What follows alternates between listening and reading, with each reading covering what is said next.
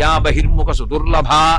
బహిర్ముఖత్వం అంటే మాట్లాడితేను ఇక స్తోత్రాలు ఉండవు, లోపల తనంత తాను రమిస్తూ ఆనందానుభవంలో ఉండిపోతాడు. ఆ ఆనందానుభవం మౌనం, అక్కడ ఇక మాట ఉండదు. ఆ స్థాయికి వెళ్ళకపోతే మాటలు ఎక్కువ, అల్లరి ఎక్కువ, అరణ్యరోధన ఎక్కువ కింద ఉంటుంది. బయట ఉత్సవం జరుగుతూ ఉంటుంది, ఆయన్ని సేవించడం కాదు, చాలా పుణ్యం వస్తుందని లోపల కూర్చుని పూలు కట్టుకునే వాళ్ళు ఉంటారు కొంతమంది, అది అలా ఉంటుంది.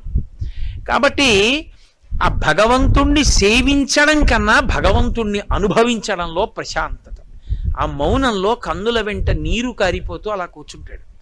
అప్పుడు ఎవరిని కలవాలని మాట్లాడాలని అప్పుడు ఇష్టం ఉండదు, అప్పుడు ఇక ఉత్సవాలు ఉండవు, అప్పుడు ఇక అక్కడికి వెడదాం ఇక్కడికి వెడదాం ఏ ఉండదు. ఇక్కడే ఆ ఈశ్వరుణ్ణి చూస్తూ ఆనందంతో రమించిపోతూ అలా ఉండిపోతాడు. అలా ఉండిపోయిన వాడు యువకుడు. యువకుడు అన్న మాటకు అర్థం ఏంటి? బలంతో ఉన్నవాడని. యువకుడు బలంతో కదండి ఉంటాడు. వృద్ధుడంటే బలం అయిపోయింది, వృద్ధాప్యం వచ్చేసింది. ఈయన ఇంకా కాలమునకు లొంగలేదు, వాళ్ళు కాలమునకు లొంగిపోయారు. అందుకని ఇప్పుడు ఆయన ఆసనం వేసి కూర్చోడు, ఎందుకంటే కాలానికి లొంగిపోతున్నాడు కాబట్టి మోకాళ్ళు పూర్వం వంగినట్టు వంగవు. అందుకని ఇప్పుడు కుర్చీలో కూర్చుంటాడు, అంటే కాలానికి లొంగాడు. ఒక ఆయన కాలానికి లొంగలేదు యువకుడు, అందుకని ఆయన కాళ్ళు ఇలాగే పెట్టి కూర్చుంటాడు. ఇంకో 3 గంటలైనా 4 గంటలైనా కూర్చుంటాడు. కాలమునకు లొంగిపోయిన వాళ్ళు సమస్త ప్రపంచం, కాలమునకు లొంగక నిలబడిన వాడు పరమేశ్వరుడు. అందుకని వృద్ధుడు అవడం. అందుకని ఆయన యువకుడుగా ఉన్నాడు, వీళ్ళు వృద్ధులుగా ఉన్నారు. వీళ్ళు మాట్లాడుతున్నారు కాబట్టి వీళ్ళకి ఇంకా పరమేశ్వరుడు అందలేదు. ఆయనే పరమేశ్వరుడు, ఆయనే అనుభవిస్తూ ఉంటాడు.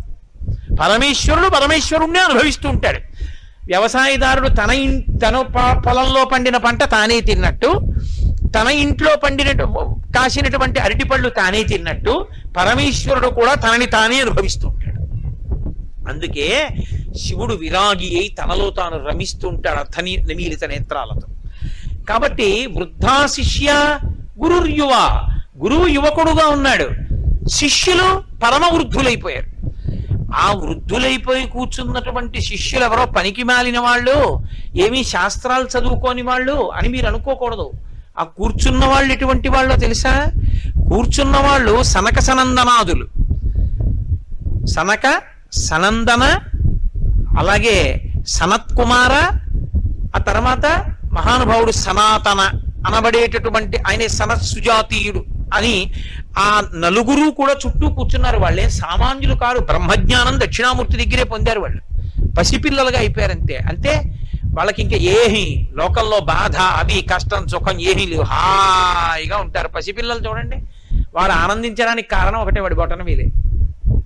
వాడి బొటనవేలు ఒకటి నోట్లో పెట్టుకుని చప్పుడు వచ్చేట్టు చీకుతాడు, చప్పుడు వచ్చేట్టు చీకుతూ పడుకుంటాడు హాయిగా.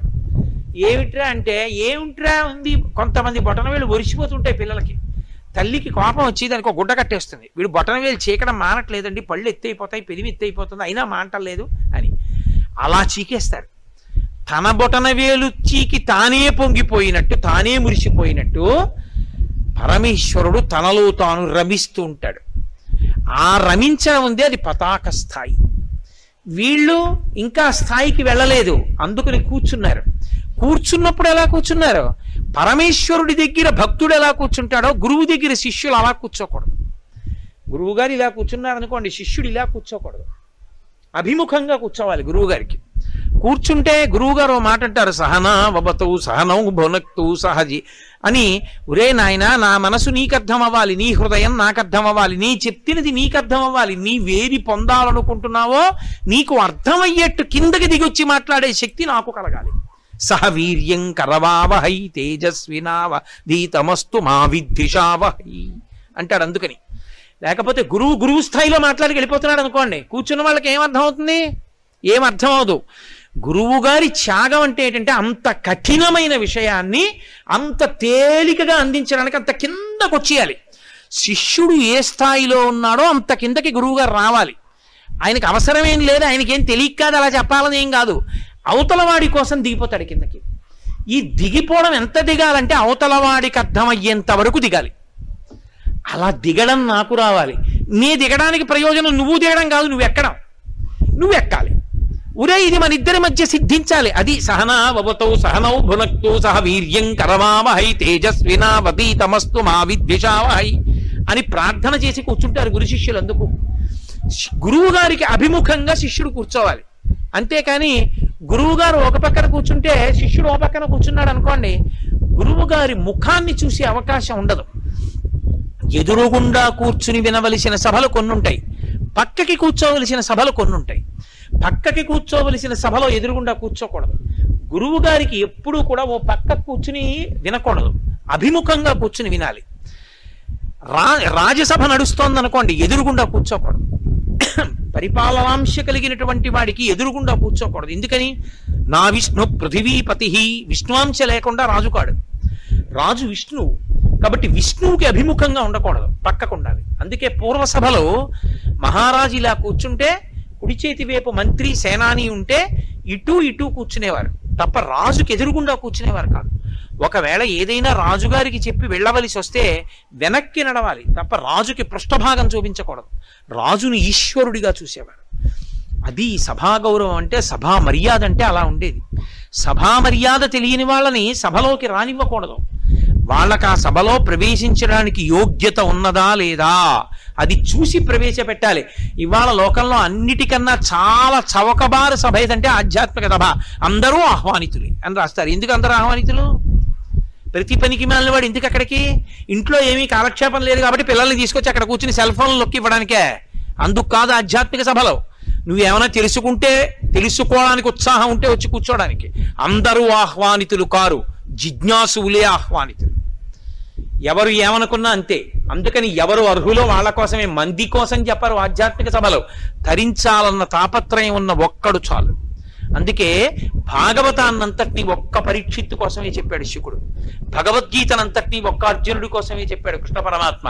ఆదిత్య హృదయాన్నంతటినీ ఒక్క రాముడి కోసమే చెప్పాడు అగస్త్యుడు. తప్ప ఎంతమంది వస్తారండి దాన్ని బట్టి చెప్తానని అడిగాడంటే అసలు వాడు కూర్చుని చెప్పే అధికారం లేదని గుర్తు. అసలు వాడిని పిలవకూడదు సభకి. ఎందుకు? వాడికి అసలు చెప్పే అధికారం లేదని గుర్తు. సభలో కూర్చున్న వాడికి ఆ మర్యాద లేనప్పుడు వాడికి ఆ సభా ప్రవేశం చేసే అధికారం లేదని గుర్తు. కాబట్టి శిష్యులు కాబట్టి గురువు గారికి అభిముఖంగా కూర్చున్నారు. కానీ మనం ధ్యాన మందిరాన్ని నిర్మాణం చేశామనుకోండి, అలా పెట్టాం. ఎందుకు పెట్టామో తెలుసా?